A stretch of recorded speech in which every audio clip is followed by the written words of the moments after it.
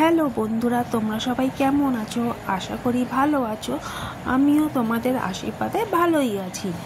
এটা পুঁই শাকের তরকারি মাছের মাথা দিয়ে। এটা আমি কিভাবে রান্না করব আজকে আমি তোমাদের সাথে শেয়ার করব। এই যে আমার পুঁই শাকের তরকারি আমার কমপ্লিট হয়ে গেছে। এটা আমি কিভাবে রান্না করছি আজকে আমি তোমাদের সাথে শেয়ার করতে এসেছি। চলো তাহলে দেখা যাক কীভাবে রান্নাটা করছি। এখানে মাছের মাথা ভালো করে ধুয়ে নিয়েছি, নুন হলুদ মাখানো রয়েছে। এখানে পেঁয়াজ, আদা, লঙ্কা, রসুন, টমেটো, এখানে সব রকম সবজি, আলু আছে, পটল আছে, বেগুন আছে, ঝিঙে আছে আর কুমড়ো আছে। সব রকম সবজি আমি কেটে ভালো করে ধুয়ে তুলে নিয়েছি, একটা থালার মধ্যে গুছিয়ে নিয়েছি। আর এইদিকে আমি তেল গরমও বসিয়ে দিয়েছি। তেলটা যে একটু গরম হয়ে আসবে, ওই তেলের মধ্যে আমি মাছের মাথাটা দিয়ে দেবো। মাছের মাথাটা ভালো করে এপিট ওপিট করে লাল করে ভেজে নেব। ওই তেলের মধ্যেই আমি শুকনো লঙ্কা ফোড়ন দিয়ে দিলাম। শুকনো লঙ্কাটা ফোড়ন দেওয়ার পরে আমি 5 ফোড়ন দিয়ে দিলাম। 5 ফোড়নটা দেওয়ার পরে যে একটু ভালো করে ফোড়নটা গরম হবে, ওই তেলের মধ্যে আমি প্রথমে আলুগুলো দিয়ে দেবো। এখানে লাল আলু নিয়েছি আর শুধু এমনি প্লেন আলু নিয়েছি, 2 রকমের আলু নিয়েছি দিয়ে। আর পটলটা একসাথে আমি ভেজে নিচ্ছি, আলু আর পটলটা। যেই আলু আর পটলটা একটু ভাজা ভাজা হবে, ওপর থেকে আমি একটু নুন দিয়ে দিলাম এগুলোর মধ্যে যেন ঢোকে। তার উপরে আমি প্রথমে কুমড়োটা দিলাম। কুমড়োটা দেওয়ার পরে আমি এটাকে ভালো করে একটু নাড়িয়ে নিচ্ছি,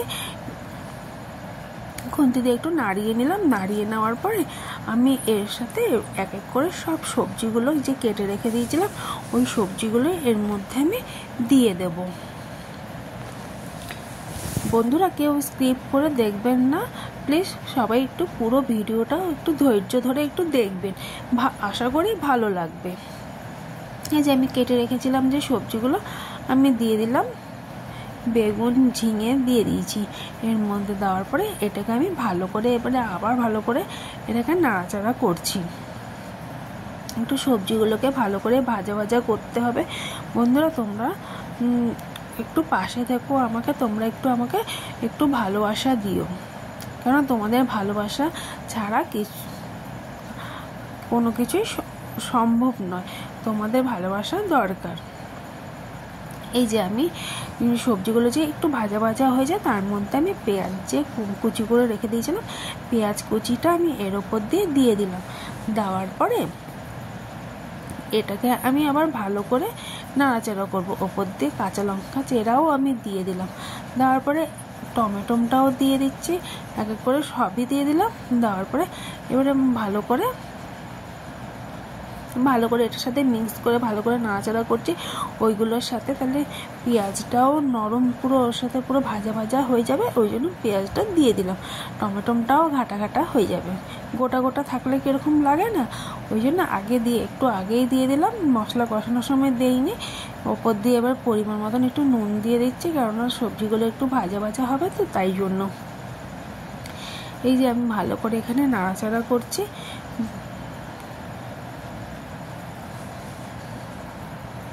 আমি এখানে নাড়াচাড়া করছি আর দেখছি যে কতটা তেল আছে নিচে বেরিয়েছে। এই যে দেখ, তরকারিগুলো আমার অনেকটা পুরো মজে গেছে। দিয়ে এর ওপর দিয়ে আমি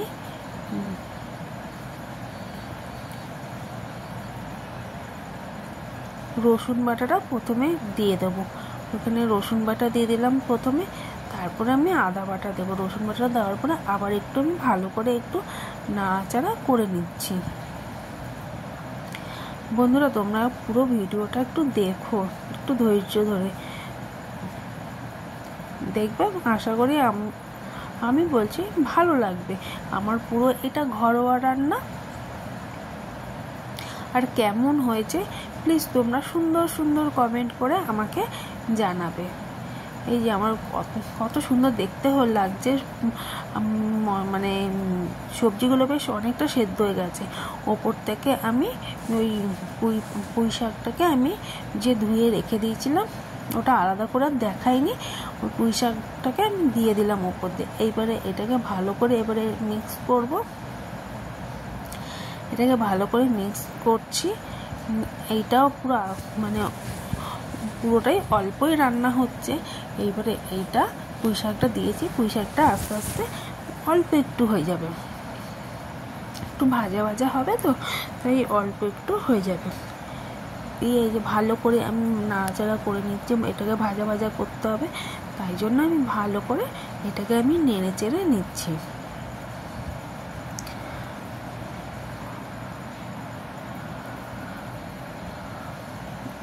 এই যে ভালো করে আমার নাড়া হয়ে গেছে। এবারে এটাকে ওপর থেকে আমি হলুদ গুঁড়ো দিয়ে দিলাম, আর একটু দেবো হচ্ছে জিরের গুঁড়ো, আর একটু দেবো সামান্য পরিমাণে লঙ্কার গুঁড়ো দেবো। যেহেতু আমার কাঁচা লঙ্কা দেওয়া আছে, ওই জন্য অল্প একটু দেবো। জিরের গুঁড়ো দেওয়া হয়ে গেছে, এবার সামান্য একটু লঙ্কার গুঁড়ো দিয়ে দেবো। দেওয়ার পরে এটাকে আমি আবার ভালো করে মিক্স করব। মশলাটাকে ভালো করে কষাতে হবে, যেন মশলার যেন কাঁচা গন্ধ যেন না ছাড়ে। আর আঁচটাকে একটু কমিয়ে দিতে হবে, কেননা হাই ফ্লেমে করলে এটা কড়াইতে লেগে যাবে, এই জন্য এটা লো ফ্লেমে করতে হবে।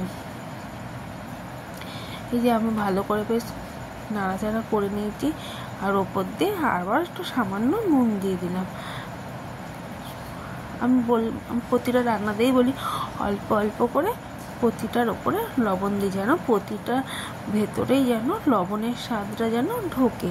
ওই জন্য দেখুন আমার তরকারিটা একদম একটুখানি হয়ে যাচ্ছে আস্তে আস্তে, আর খেতেও কিন্তু এটা অসাধারণ লাগে। কে কে পুঁই শাকের মানে মাছের মাথা দিয়ে পুঁই শাক খেতে ভালোবাসো, কমেন্ট করে জানাবে। এই আমি অল্প জল দিয়ে দিলাম, কেননা পুঁই শাকের ডাঁটাগুলো সিদ্ধ হতে হবে, একটু শক্ত রয়েছে, এই জন্য সামান্য পরিমাণে জল দিয়েছি। কারণ আমার তো এদিকে সবজি বেশ সেদ্ধই হয়ে গেছিলো, ওই জন্য সামান্য পরিমাণে জল দিয়েছি। আর ওপর দিয়ে মাছের মাথাটাকে আমি বসিয়ে দিলাম তরকারিটার মাঝখানটাতে, মাছের মাথাটাও ভালো করে সেদ্ধ হয়ে যাবে।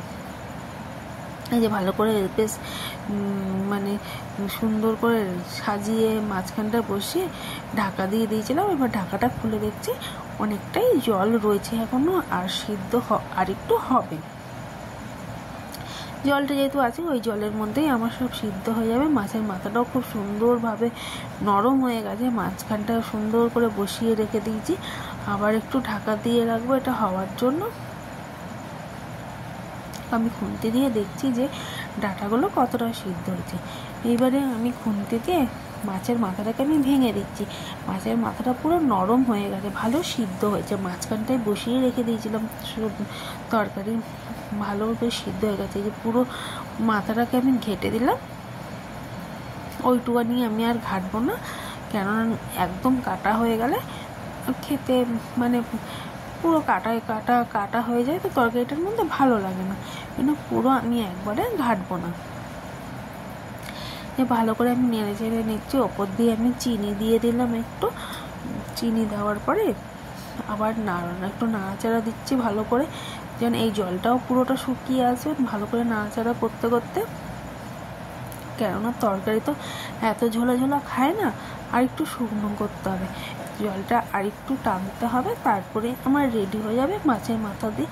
এই যে আমার তরকারিটা জল পুরো শুকিয়ে গেছে, এই যে আমার রেডি হয়ে গেছে মাছের মাথা দিয়ে পুঁই শাকের তরকারি। বন্ধুরা, ভালো লাগলে লাইক কমেন্ট শেয়ার, আর যারা নতুন দেখছো তারা প্লিজ একটা সাবস্ক্রাইব করে যেও। ভিডিওটা এইখানটাই আমি শেষ করছি। আশা করি তোমাদের ভিডিওটা ভালো লাগবে, আর সুন্দর সুন্দর কমেন্ট